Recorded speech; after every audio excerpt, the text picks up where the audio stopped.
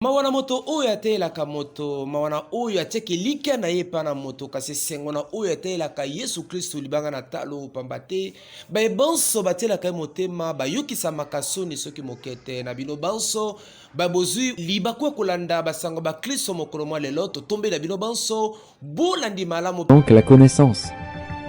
Puisque tu as rejeté la connaissance, je te rejetterai et tu seras dépouillé de mon sacerdoce. Puisque tu as oublié la loi de ton Dieu, j'oublierai. Communauté des églises de Pentecôte en Afrique centrale, c'est pas qu'on a mokusi bango azalaki mikolomi bale kuna nesika showbiz na mama likambo investir dans l'œuvre de Dieu et le roi bassin en Zambie. Lokola pasteur Pierre Kingu, Ntomana Nzambe Roland Dalo, Moté le Nzambe, Motomaye le père Boignan Daniel Kawata, pe Mosana Nzambe Paul Richard Amisi, Basana Nzambe, Yande Nandenge pe Libota Nankolo, Bazaleki wana meke na showbiz, Natina kuyikola boni tokoki ko investir, kati na Mosala na Nzambe Tolanda. Les plans des nations, Seigneur, voulons que seul ton plan se réalise pour notre pays. Toi seul qui connais que ce pays a un destin prophétique. Seigneur, ne permets pas aux dieux fidèles que les hommes de partout. Mikolomi balé awa na sala showbiz to na terme na biso zala ki investir dans l'œuvre kotia investissement na katia musala ya Nzambe. Tokopesa nzoto na biso moko tokopesa mosolo na biso. Nzambe alingaka ba tombola ye babenga ngo adoration. Nzambe alingaka ba pesa pe ba moyen soko pesi ba moyen na ecclesia opesi ba moyen na église batu bakozala sauver nek tolobaka bakozala libiki ya ngwana tolobi batutu totika musala ya Nzambe na maboko ya Nzambe topesa mbon so pesi mosolo na yo likolo na lola Nzamba lola akopesa pe mapamboli soko lingi ozana mapamboli ozana posa mapamboli lona na elanga Nzambe ta investissement na kati ya Nzambe soko sali yango okozala na sengo makasi yangwana milumi baleo 2 jours to sali investissement dans l'œuvre de Dieu et l'équipe qui toque tout ça qui na ba orateur neti ba Daniel Kawata ba Roland Dalo ngai moko musali Nzambe et ba pasteur Richard pasteur Kingo ti Lubumbashi bango tout ba sepeli makasi ba pesi biso mate kitoko mate wana soko landi yango bien ozane pamboli makasi donc rendez-vous prochain na 2024 trobi que Nzambe ayamba milimo na bango mais Nzambe a bénir apambola mboka na biso po kimia ezala tolingito soki ozana tomsona oli na kimia bitumba ezala te to sepela makasi na mboka na biso parce que toza mboka moko babenga ngo mboka béni alors po to sepela na biloko Nzambe apesa ki biso kimia fozala to sambeli pi makasi po kimia na Congo ekota. Merci beaucoup toyaki awa po na lokumu na Nzambe topesi Nzambe merci na événement nyonso mibale ya 2 jours oyo et l'équipe na biso leki malamu makasi pe tozalaki édifié na maloba na Nzambe oyo basai na Nzambe bapesi biso en tout cas kembo ezonge pa na Nzambe tosambeli po na mboka tosambeli po na Kasindi tosambeli po na bana na Nzambe message ya monene tozopesa oyo ezali kati na teme oyo ezali ke mutu nyonso oyo akoinvestir akolona kati na musala na Nzambe akobuka ezana musala pamba te pe musala Nzambe ezali investissement munene koleka ba investissement nyonso oko investir na bandaku jour moko kotika yango mais soko investir na musala na Nzambe ozo investir awa okobuka awa pe okende kokuta yango lisusu na lola par na yo ezali réservé lolenge olonaki au 100%. Tokomi na suka ya milulu na biso mayanga no tozalaki nango mama na likambo ezalaki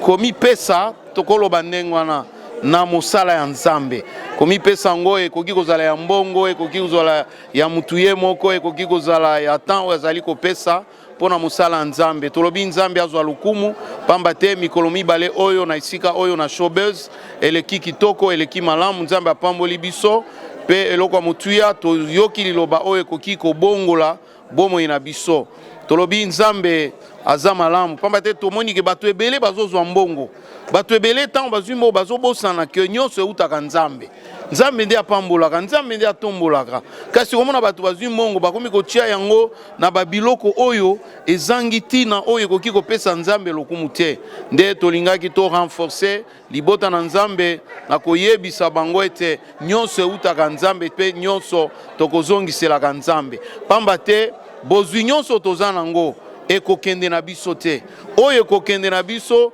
ezali oyo tozali kotia pona musala na nzambe musala na nzambe tolobaki ete ezali ya kobongola mitema na bato kosunga bato babongola mitema bandimela Yesu Kristo lokola nkolo mpe mobikisi mpe nkolo na bango mpe tolobaki musala na nzambe ezali nyonso moto akoki kosala po ete bomoi ya moninga ezala malamu bomoi ya moninga ya voisin na yo ya ndeko na yo ezala malamu nyonso wana ezali pe kosalela nzambe mingi pe lelo babakisi na koloba ete mosala na nzambe esengeli moto ye moko amipesa mobimba.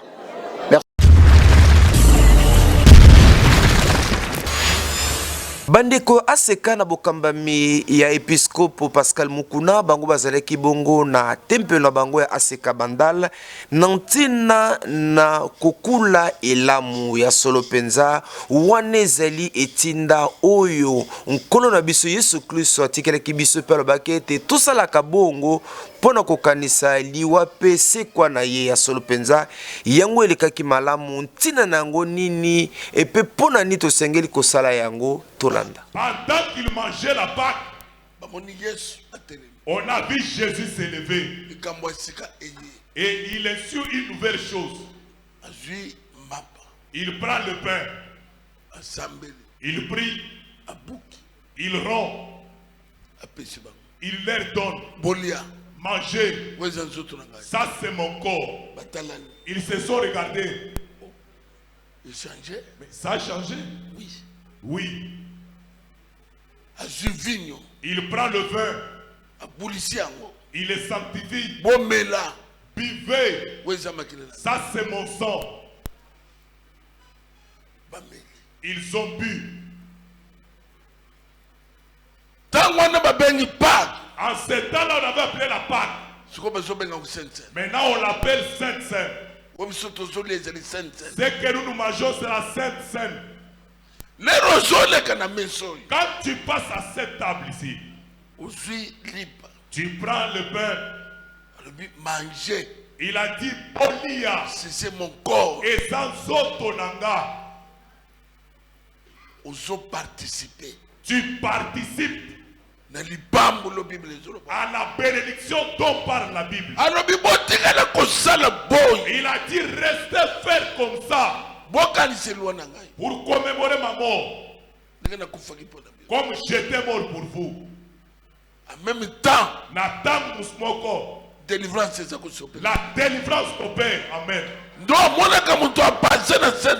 ainsi que voyez quelqu'un participer à la Sainte Seine. Il ne pouvait pas avoir d'enfant, il commence à avoir les enfants. Il était chômeur éternel, il a un travail. Il obtient la délivrance à la table du Seigneur. Mwana nzambe longa na kidiba ngonga ekoki totelema pe banso lisanga tokende kozwa bakarte na biso oyo kosunga biso itesima mikolo topona baye bakokamba biso ozali mo Kristo telema pe sala yango lisumu ezali te talatina mwana mboka Antoka Bedi ye akendaki bongo kozwa ye carte oyo kosunga ye sima mikolo ay bakopona bakambia solo baye bakuyengela ekolo mpo ete baye banso basalaki eloko te bazwa litumbu liye lilongo bani Antoka Bedi ayano na mituna ya Olivier Mukendi Chibango.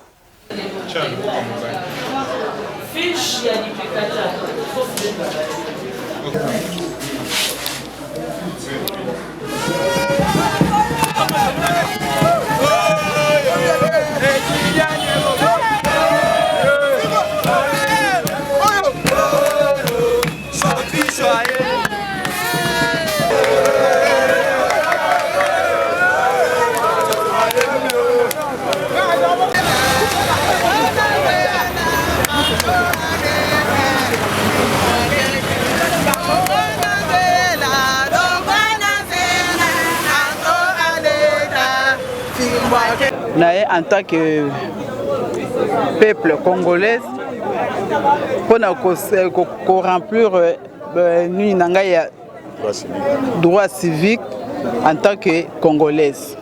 Et puis maintenant, je profite de l'occasion pour le peuple congolais et puis particulièrement Banachang va s'enrouler massivement pour être en 2023 la majorité pour le président Nabiso Asala Musala Malamu ayebana kokisa nini Nabiso ya peuple d'abord yangonde na yeko s'enrouler lelo o baboyi c'est que baza ba congolais te mais ce que za congolais faut yeko s'enrouler pour congolais nyas faut yeko s'enrouler pour être tozo moyen ya ko pesa majorité na président Nabiso pour ko voter pour président o ya ko kambamboka malamu.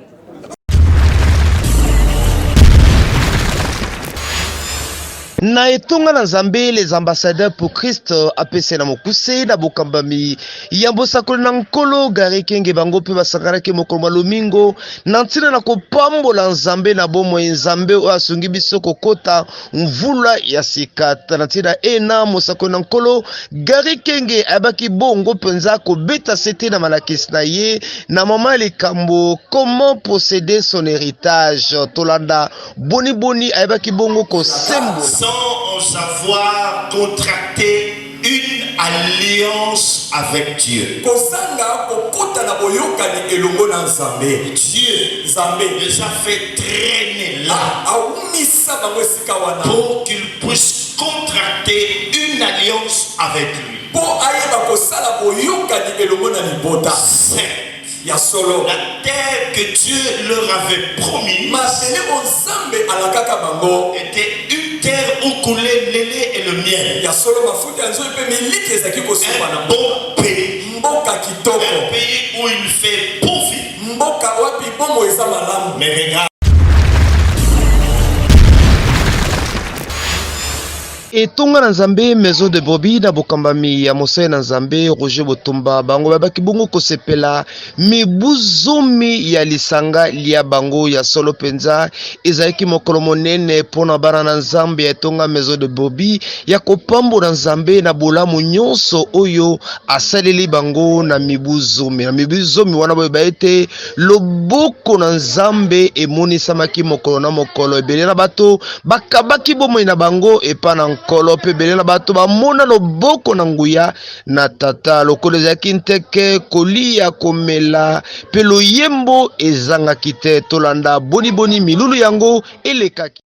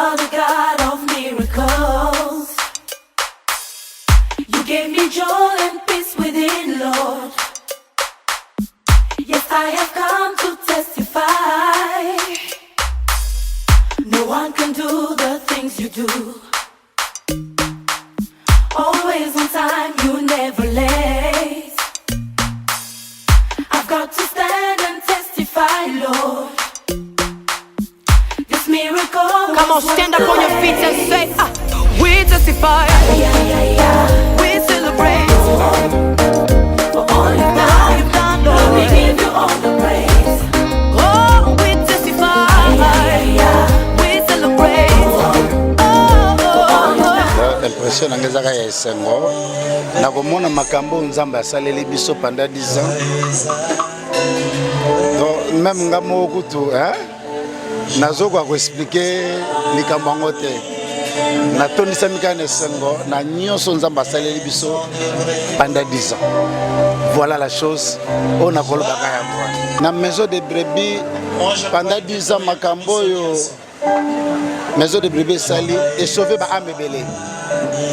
Parce que natali ndenge to bandaki nande to komi lelo sali ya ba am musala makasi maison de brebis sali yangwana et sauver ba am ebele pendant les 10 ans tozala. Et ça, mosala nzambe ondere batebele bayebaka tina nzambe abengela bango te. Moi je comprends, na comprendre le moko. Na kati ya mosala na nzambe to na deux catégories de serviteurs. O bana vision, bazo vision ko te pa na nzambe, na bana ba viser. Basa na nzambe ozomona bazo tambola mingi. Baza na vision te ko te pa na nzambe. Baza nde na ba viser na kati ya mosala na nzambe. Ba vision ngeza nini? Eza likambo turo ba voyage. Bambongo barula en carrosse, bamona balataka bien, mais baza vraiment na vision oyo ya nzambe te kati na parce que moto aza na vision ya nzambe kati na ye comme étant un homme de Dieu. La première des choses eza nanu sali ya ba âme.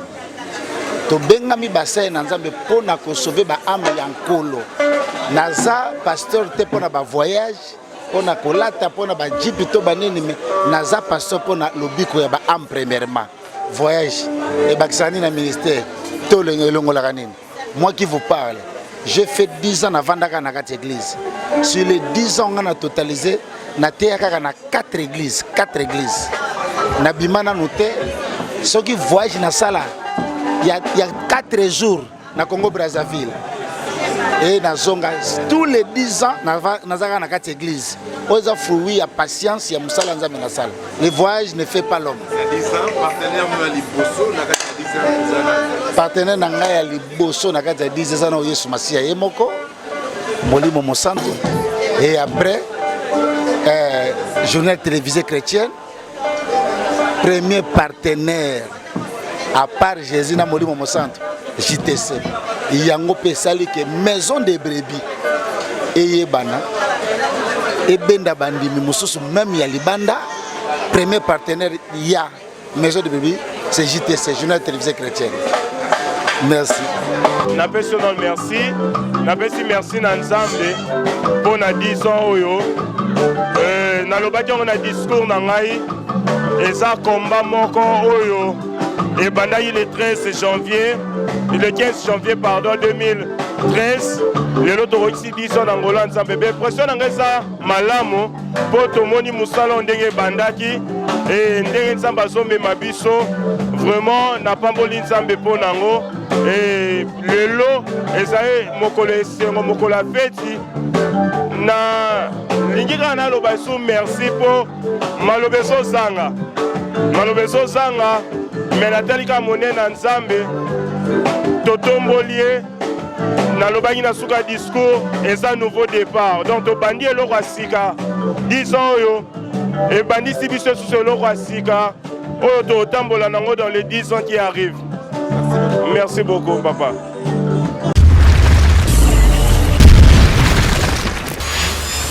Première extension, il y a la borne centre évangélique Arche-Alliance Masina Bango, Baibaki Bongo Kofungola. Milulu Miabango o babengi bongo convention missionnaire internationale et pa wapi sangisaki ba archoise na ba archoise nyonso ya molongo bimba uyu bayaki meke penza ndenge bozali kolanda na bilili ya solo penza ezalaki mokolo na esengo ezalaki bokutani monene ya kopambola nzambe na lolenge azali kobatela lolenge azali kosunga pe lolenge oyo aziko sala na centre évangélique Arche-Alliance Masina oyo ezali bongo bipai na mboka na biso ya Congo pe na libanda ya mboka tolanda boni milulu yango elekaki. La ligne d'éducateur et l'on passe avec le blanc et nous sommes là déjà à Niagara. Nous le remercions le Seigneur.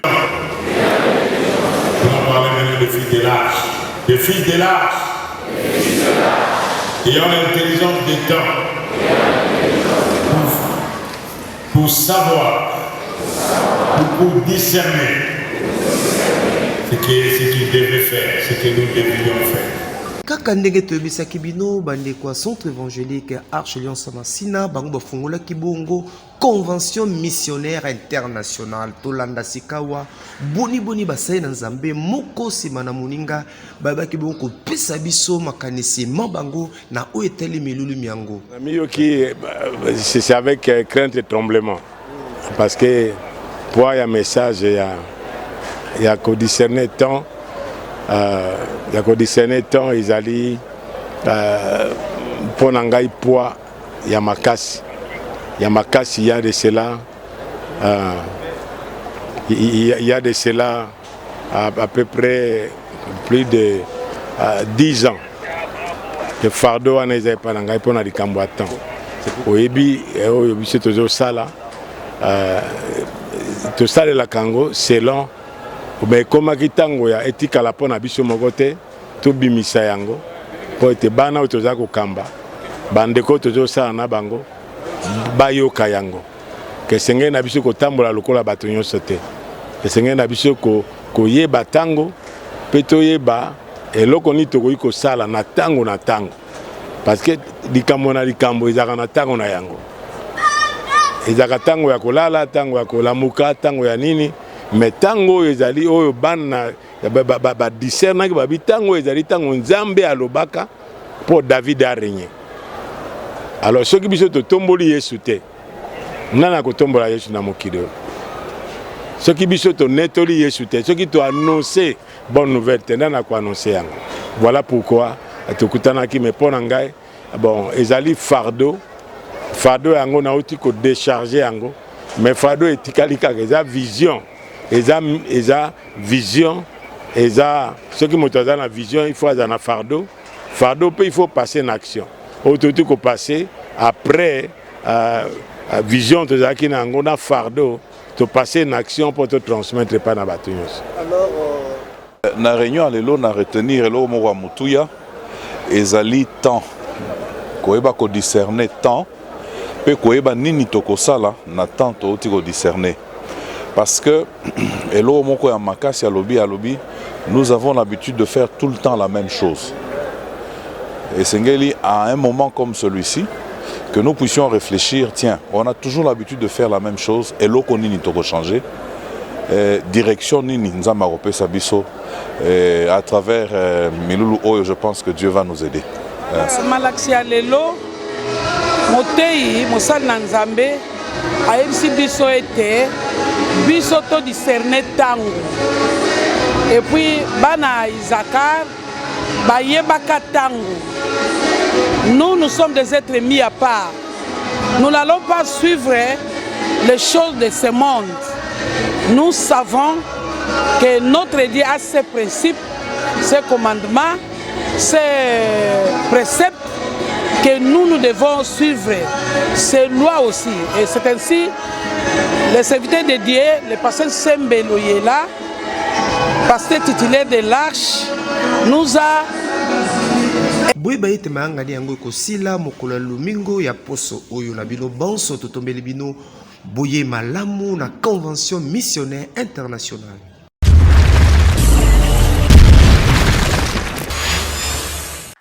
Bien-aimés dans le Seigneur, habitants de Kinshasa, Brazzaville et environ, découvrez le parcours d'un vétéran. Une bande dessinée de qualité qui raconte la vie du pasteur Barouti, sa jeunesse, son appel au ministère, ses voyages missionnaires, ainsi que son impact au Congo et partout dans le monde.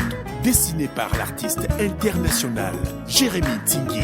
Vous tous qui aimez le pasteur Barouti, vous qui avez été bénis par son ministère et vous qui voudriez découvrir le parcours de ces puissants hommes de Dieu, veuillez vous le procurer na Fola. Le 24 janvier, à ne pas rater.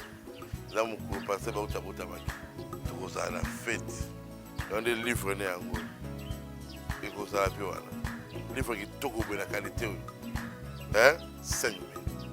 Mon ça, ça, j'appelle tout le monde. Que Dieu vous bénisse. Makambu nyonso ya kitoko esengelaka bakoma yango pour servir na ba génération future. Que Dieu vous bénisse.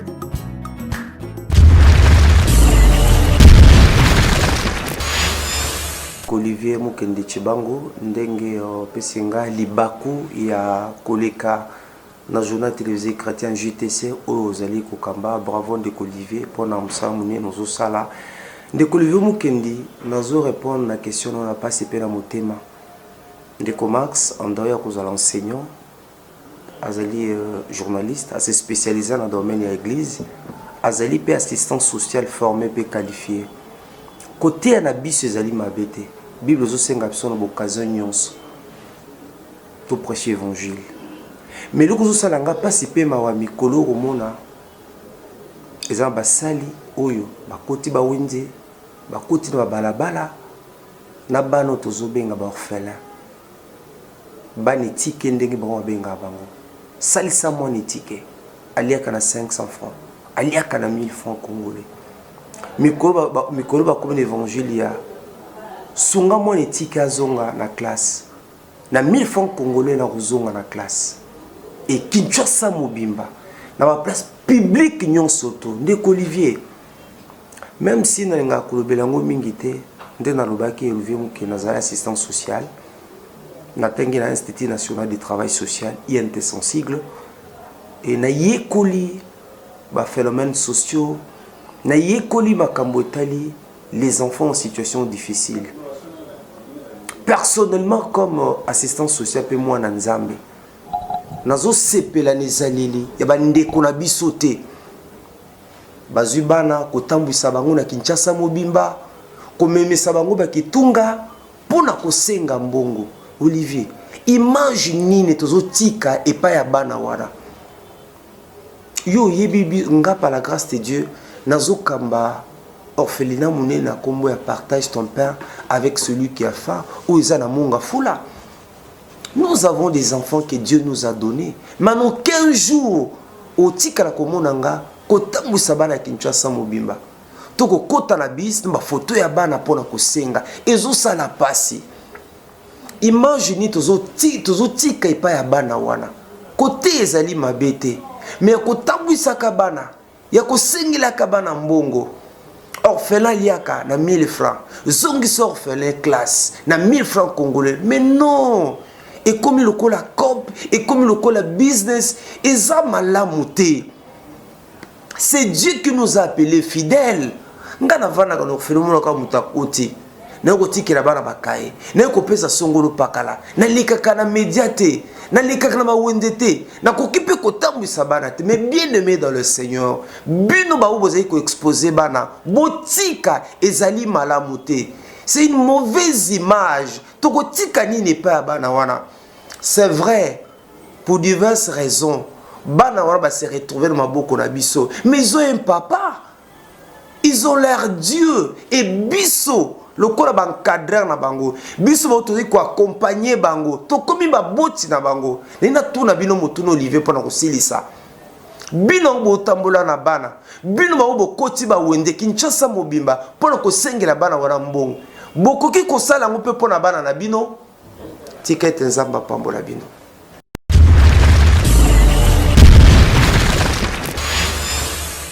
Biso tolobaka makambo te pona koloba.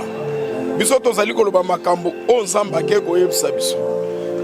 Mboka na biso ezali mboka na Nzambe. Nzamba azali sima na makambo nyonso ezali kolekana na mboka pona kosunga bato na ye. Basoda na biso baza bango mote Nzamba azali ko accompagner bango. C'est pourquoi tokoyebisa bana na Nzambe nyonso ete mabolongo na biso ezali na se pona kosunga FRDC esika bazali koboma pona kobimisa munguna na mboka na biso. Biso toke luka mutu bitumba te batu baye ko luka biso. C'est pourquoi biso lokola basala na Nzambe tozo sambela ete Nzamba akitisa mampinga na lola ete bamona moyen kopesa mboka na biso kimi. Na sa koyebisa yo gouvernement epesi biso mbongo te. Musala na Nzambe tozali kosala ezali gouvernement te ekei kocha biso na musala na Nzambe. Nzambe nda bengi biso na musala na Nzambe.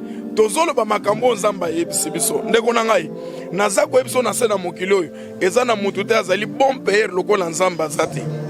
C'est-à-dire maloba biso tozolo ba eza maloba ya Nzambe ya bana na batu te. Biso tozali lokola basali na Nzambe poto kende ko soutenir mboka na biso. Tozo soutenir seulement mboka. Tozo tika bakonzi na mboka na maboko na Nzambe. Tozali kotika basoda na biso na maboko na Nzambe. Musala na biso ba pasteur ya ngwana. Biso tozo sambela de façon que Nzambe na lola akende ko accompagner bakonzi ya mboka, akende ko accompagner basoda na biso, a confondre ba ennemi.